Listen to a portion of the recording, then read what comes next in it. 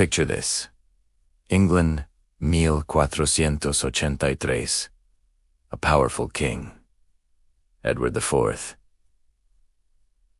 suddenly dies. The kingdom holds its breath, for the future of England now rests on the small shoulders of his two young sons, 12-year-old Edward and 9-year-old Richard. The young Edward is now King Edward V, a boy king in a dangerous world. Now, meet their uncle, Richard, Duke of Gloucester. He is the late king's brother, a man known for his loyalty and military skill. As Lord Protector, his sworn duty is to guide and protect his young nephew, the new king, until he's old enough to rule on his own. So, Richard goes to meet the young Edward, who is traveling to London for his coronation. He assures everyone that he will escort the boy king safely to the capital. But something strange happens. Instead of taking the young king to Westminster for the coronation, Richard brings him to the Tower of London. At the time, this wasn't necessarily sinister. The Tower was both a fortress and a royal residence.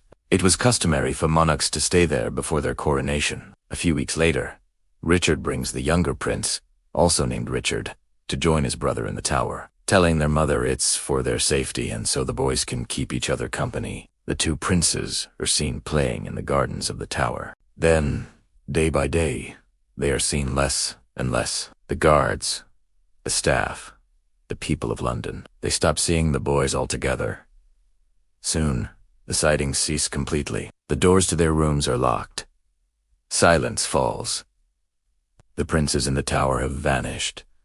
What happens next is a political earthquake. Just weeks after the princes disappeared, their uncle, Richard, makes a shocking move. He appears before Parliament and presents a startling claim. He declares that his late brother, King Edward IV, was already secretly married to another woman when he wed the prince's mother, Elizabeth Woodville. If this were true, it would mean the marriage was invalid. And if the marriage was invalid, their children, the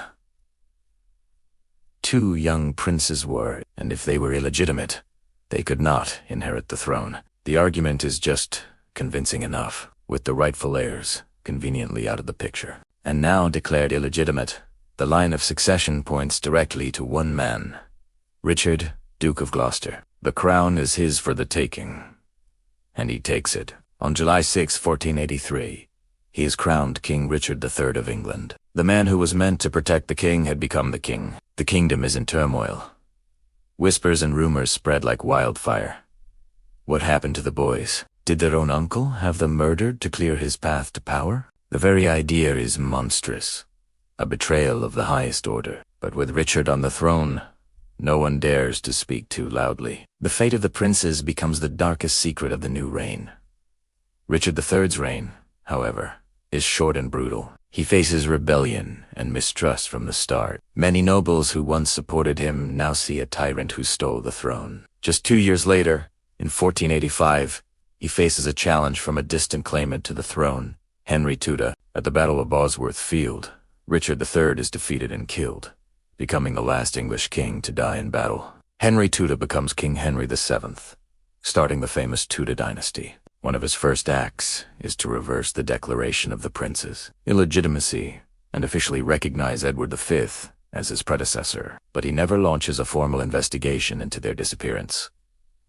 The mystery remains unsolved. Did he know what happened? Or did he simply want the story to fade away, as it also solidified his own claim to the throne? For centuries, the story of the princes in the Tower is just that, a story. A dark chapter in English history, a tale of ambition and suspected murder. Shakespeare would later immortalize Richard III as a Machiavellian villain, cementing this image in the popular imagination.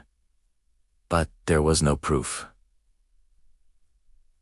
No bodies. Nothing but suspicion. Then, in 1674, almost 200 years after the princes vanished, a stunning discovery is made. Workmen at the Tower of London are demolishing a staircase near the White Tower. Hidden beneath the stone steps, they find a wooden chest. They pry it open. Inside are the skeletons of 2 small children. The skeletons are of the right age. They are found in the very place where the princes were last seen. King Charles II, the reigning monarch, believes these are the remains of the long-lost princes. He has them interred with royal honors in Westminster Abbey, where they remain to this day. For many, This was the final piece of the puzzle. The proof that Richard III was, indeed, a murderer. But even this is not a closed case. In the 20th century, the bones were examined. The analysis confirmed they were the remains of 2 children, roughly matching the ages of the princes. But forensic science at the time couldn't definitively prove who they were, how they died, or even exactly when they died. So, the debate rages on. Did Richard III do it? The case against him is strong. He had the motive, the throne. He had the means, he controlled the tower. And he had the opportunity. The princes were in his custody. Their disappearance and his immediate coronation are almost a confession in themselves. But there are other theories. Some historians argue that one of Richard's key political rivals might have been responsible, hoping to frame Richard and destabilize his reign. One prominent suspect is the Duke of Buckingham, who initially supported Richard but later rebelled against him. Could he have killed the boys to make Richard look like a monster? Another, more controversial theory points the finger at the man who benefited most from Richard's downfall, Henry Tudor, who became Henry VII. If the princes were still alive when Henry took the throne, they would have represented a massive threat to his own rule. He had a powerful motive to eliminate them quietly and let the blame fall on the already dead and despised. Richard III.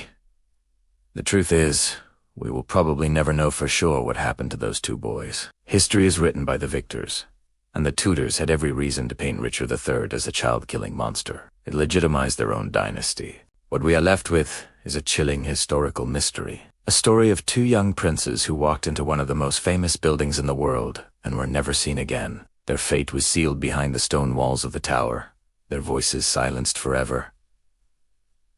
And Richard III, he remains one of history's most polarizing figures. Was he a loyal uncle, caught in a political storm, a victim of Tudor propaganda? Or was he a ruthless usurper who committed the ultimate act of betrayal, murdering his own blood? 2 innocent children, for the sake of a crown. The silence from the past is deafening. The bones in Westminster Abbey may hold the secret, but for now, they aren't talking. And so the tale of the princes and the tower endures. A haunting reminder that power can be the deadliest poison of all. What do you think happened? Let me know your theories down in the comments. It's a mystery that has captivated people for over 500 years, and it's still fascinating to debate. Thanks for watching. And if you enjoyed this dive into history, be sure to like and subscribe for more. See you next time.